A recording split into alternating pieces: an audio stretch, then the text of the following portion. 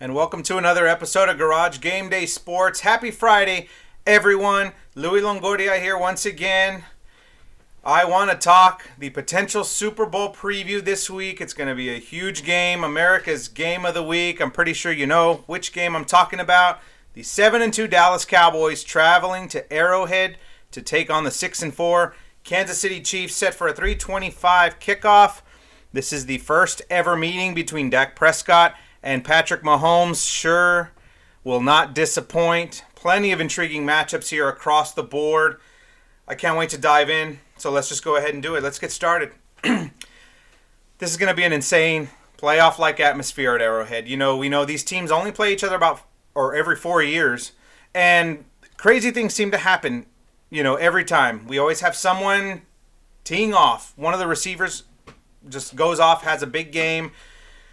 We had the Miles Austin game, of course, back in 2009. The 10-catch, 250-yard outburst for Miles Austin that just really helped break him out in that year. Then you had back-to-back years, 2013 and 2017, 9-catch, 141-yard exactly outputs from Des Bryant in 2013, Terrence Williams in 2017. So for some reason or another, one wide receiver in this game will probably break out and have a huge game. Maybe a 7-8 catch, 100-yard plus game. I'm hoping it comes on the Cowboys side because there's plenty of weapons to go around on both sides in this matchup. I can't wait to see both offenses, how they operate, and see what both defenses, what they can do to try and slow down these high-powered offenses. The Cowboys, of course, first in the league, 31.6 points per game. A contest. These are just two high-powered offenses, folks. It's going to get... I don't think it's going to be a shootout, in the sense of like a 45-42, 38-35, something like that. I'm going to go a little lower in my predictions. We'll touch up on that in just a bit. And I do want to hit on some key matchups in this game. Quick update on Tyron Smith. Injury update. Was limited in practice both Wednesday and Thursday, but is on track to play on Sunday. So good news for the offensive line of the Dallas Cowboys. We have not been at full strength all season. Of course, Zach Martin missing the first game. And, Tyron Smith missing last week. And we've just kind of had a revolving door. Tyron Smith came in for a while. Lel Collins was suspended, so he missed those games. And, you switched around to Terrence Steele. So just some switching around. So hopefully we get some stability here this week with Tyron Smith hopefully coming back. We are going to need him because that pass rush for the Chiefs is starting to find their identity and really come around. So we definitely want to keep Dak Prescott upright as long as possible in this game. Everybody else that's on the active roster is good to go. Greg Zuerlein was taken off the COVID-19 list earlier this week, so he'll be good to go. And our kicker from last week, Lirim Haruhulu, remains on our practice squad. So he played well last week. Of course, didn't attempt a field goal, but was perfect on kickoffs as far as touchbacks. Didn't allow anything out of the end zone, and 5 for 5 on extra points. So it seems like we want to keep him around, at least on the practice squad, not let anybody swipe him up. But Zuerlein is back. Greg the Leg could very well play a factor in this game if some defenses make some key stops and we need a key field goal. I'm hoping, fingers crossed, Greg the Leg will come through.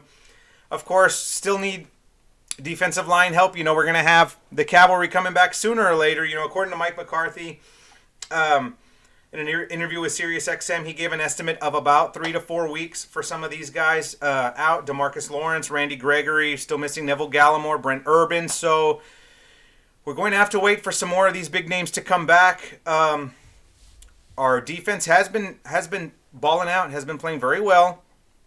But I'm very interested to see, once we hit full strength, how the identity of the Dallas Cowboys and what kind of pass rush and what can we generate. If we can improve on these things, we can go from a very good defense at times to an elite defense. And if that happens, watch out, NFL, because with this high-powered offense, and if we get a defense that keeps generating turnovers and making plays with these guys out, when they come back, we're going to be that much more formidable. Some quick, just looking back at the previous games, the Cowboys, we looked extremely efficient against the Falcons, just destroyed the Falcons, 43-3 behind that 29-point outburst in the second quarter that really put this game to bed. The Chiefs, of course, coming off that 41-14 romp over the Raiders in Vegas. But I'm not quite sold yet on Kansas City. They've had some inconsistencies. They've had some issues. Barely beating the Giants at home. They only scored 3 points in that blowout loss to the Titans. And then, of course, beating the Packers in a defensive struggle. But Green Bay, remember, was, of course, without Aaron Rodgers and was led instead by Jordan Love.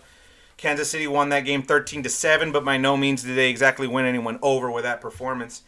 Of course, the Cowboys, just showing out last week and a dominant 40-point win, of course, coming off, and I hate to even bring this up, but of course, coming off the blowout loss to the Broncos, that's a game we all like to forget, and last week helped do that a lot, and beating the Chiefs in Arrowhead would for sure put that game behind us and treat it the way I think it is. I think it was an anomaly.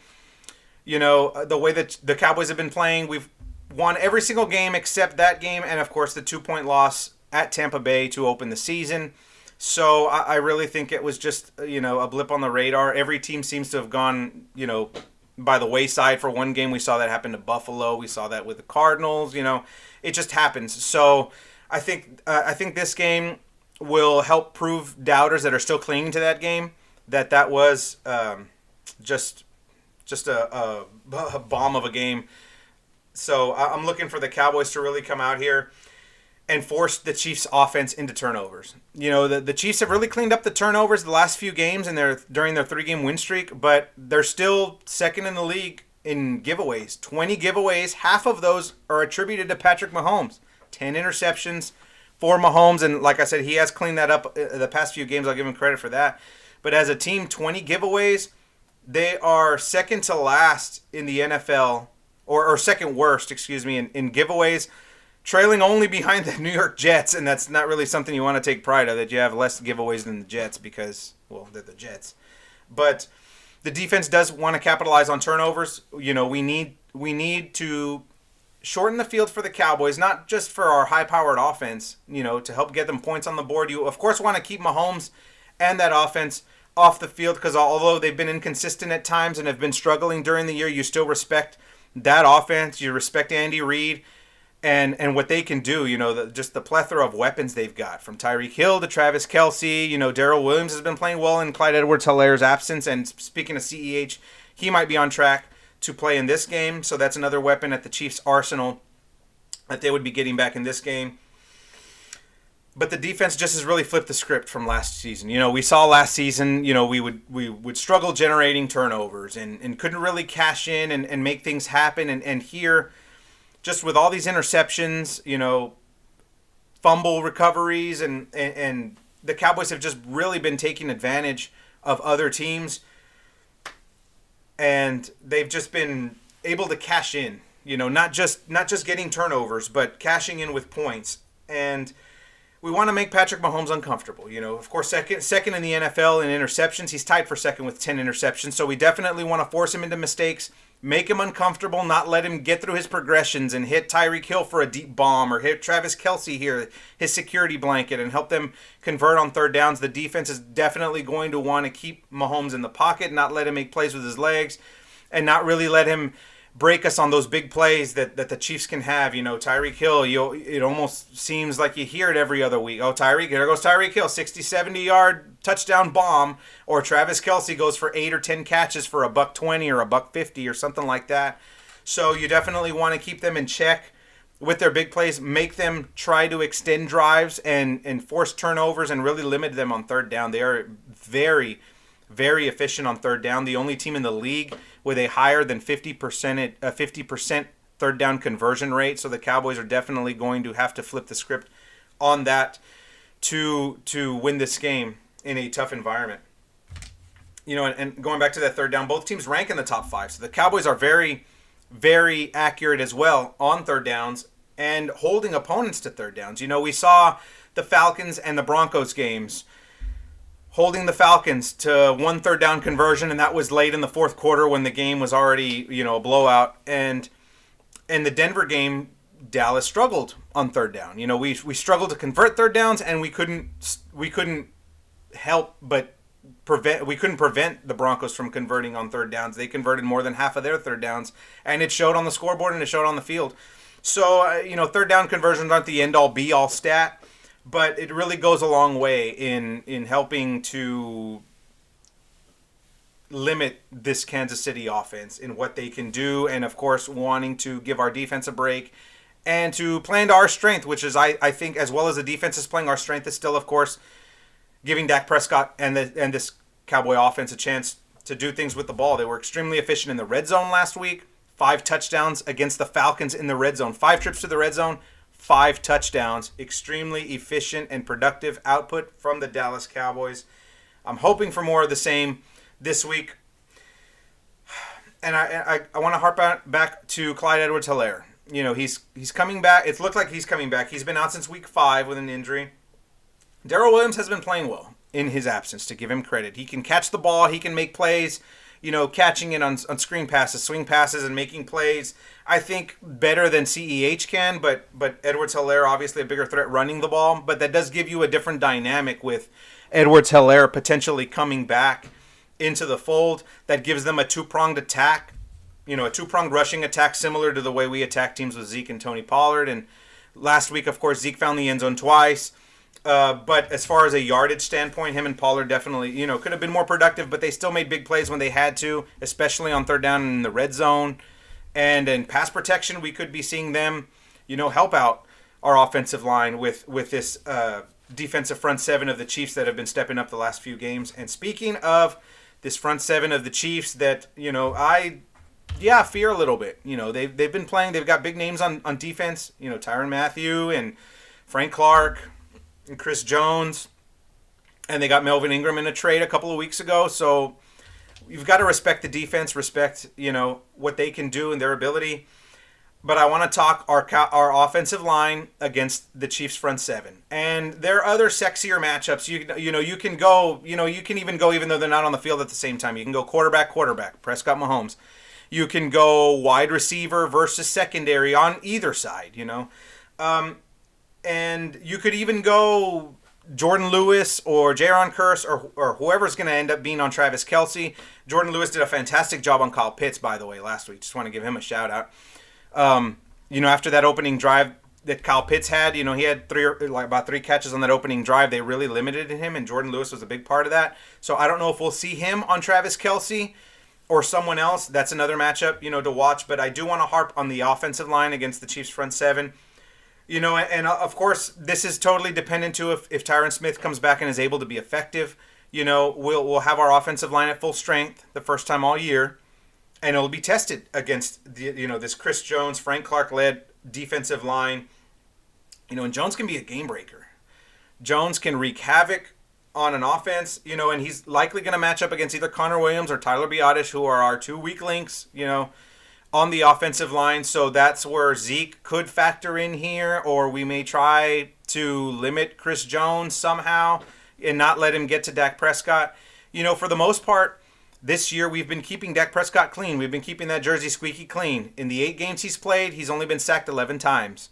So as well as our offense has played, it is predicated on keeping Dak upright and keeping him comfortable in the pocket, letting him make plays. He can make plays with his legs too, so even if the pocket falls apart, Dak is more than capable of making plays with his legs, but it's all about keeping him upright, able for him to hit his receivers. He was efficient last week. He hit 10 different receivers last week. He's getting all sorts of guys involved in this offense, not just our big 3 wide receivers. He's getting both running backs, backup tight ends, you name it. I'm just waiting for the day. I'm waiting for the day, and hell, it might even be on Sunday, that Kellen Moore calls Connor McGovern's number in the red zone as part of that jumbo package. I'm calling it sometime, maybe not in this game, but sometime very, very soon. Connor McGovern is going to score a touchdown, damn it. He's going to score a touchdown in the red zone because I love Kellen Moore's play calling in the red zone. It's going to happen. But going back to Dak, the way he's able to get everybody involved, and make plays with his arms and with his legs, that's still just predicated on that offensive line. We've got to stop this front seven of the Chiefs. Nick Bolton's another guy. Their linebacker. He's a stud. He can get after their running backs. 10 tackles for loss on the season. So he's not afraid to jump in there, be aggressive, and make plays and just kill a play before it even gets started, whether that's running the ball or getting Zeke or Pollard out on screen passes or the sort. And like I said, Melvin Ingram, they got him in that trade. He's another big name that can make plays. So they've got plenty of playmakers, plenty of athletic guys that can fly to the ball and really wreak havoc on an offense. So it's going to be interesting. It's going to be a chess match throughout this game between Mike McCarthy and Andy Reid as to who can make the better adjustments. This could very well even be a second half game. As much as the media and everybody's talking about the offenses, I could see this, at least in the first half, kind of being a defensive effort. We've seen the Cowboys, with the exception of last week, of course, that outburst in the second quarter against the Falcons. The Cowboys are mostly a second half team, and running the ball and setting up big plays, and that cashes in. They're able to cash in on that in the second half. I could see this being even like a 10-7 game, 7-6, something like that in the first half, and then the offenses start rolling in the second half, and we start getting somewhat, some flashes of the shootout that we're all anticipating in this game. The Chiefs love to blitz. They love to bring the heat. They blitz nearly 32% of all dropbacks. That's highest in the league. But on the flip side, Dak has the highest offensive rating and touchdown passes among QBs, according to Pro Football Focus, against the blitz. So the O-line, of course, we want to keep Dak Prescott clean and comfortable in that pocket.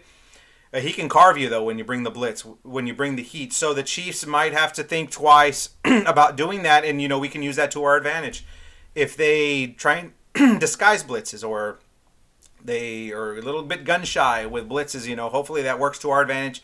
Prescott's able to find CeeDee Lamb or Amari Cooper or Dalton Schultz or Michael Gallup or somebody else, and we're able to make plays. And like I said, I think this game is going to start out slow. It could very well be, like I said, a 10-7 type of first half before the offenses get going and McCarthy and Andy Reid are able to make adjustments. And then we see these offenses really, really take flight.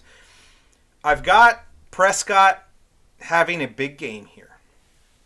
And I'll actually let up a little bit on the stats. I'm going Prescott 311 and 3 touchdowns with an interception. I think he hits Amari Cooper. Michael Gallup snags a touchdown. Dalton Schultz also gets a touchdown. I think the Chiefs are going to zero in. Maybe not zero in, but they're going to focus on CeeDee Lamb because Lamb has been having big games. When he's been having big games, those 8, 9 catch, 140-yard games, the Cowboys win those. So the Chiefs are going to try and limit him. So I think Cooper, Gallup, Schultz get touchdowns.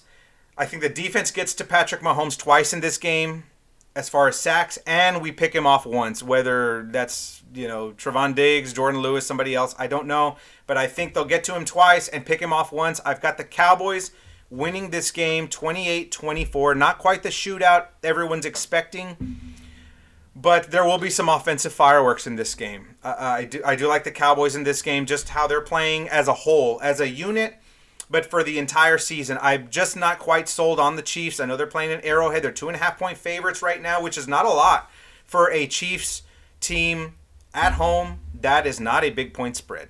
I do like the Cowboys in what's going to be an entertaining game. Well, of course, it's the game of the week. It's being billed as the game of the year, and who knows, we may even see them in the Super Bowl down the road. And I like the Cowboys here. I just like what we're doing from top to bottom on offense and defense and even special teams. Just the more consistent team. The better quarterback at this time. I think Dak Prescott's playing a lot better than Patrick Mahomes at this point. At this point in time, if you look at the cumulative stats from the beginning of the season to right now, in Week 11, Dak Prescott is the more complete, accurate, better quarterback than Patrick Mahomes. I think it shows. I think Prescott makes 1 or 2 key throws that help win this game for the Cowboys. I've got the Cowboys winning 28-24 in what should be a hell of a game. I cannot wait to see this game. And I will be back later this week to break down the Cowboys-Chiefs game, which is hopefully a win for the Dallas Cowboys. My name is Louis Longoria for Garage Gameday Sports. You can follow me at Gameday Garage on Twitter. Like, comment, subscribe to our YouTube channel. You can also hear us on your daily commute on Anchor or Spotify. The podcast is back up and running, ladies and gentlemen. So please support us. Let us know what you think. Let us know with some comments, some predictions of your own. I'd love to hear what you have to say about this game. And I'll be back breaking it down on Sunday evening or Monday. I'll just see how much celebrating we have to do during this game. So I will see you guys later. Have a fantastic Friday. Have a great weekend. I will see you guys later.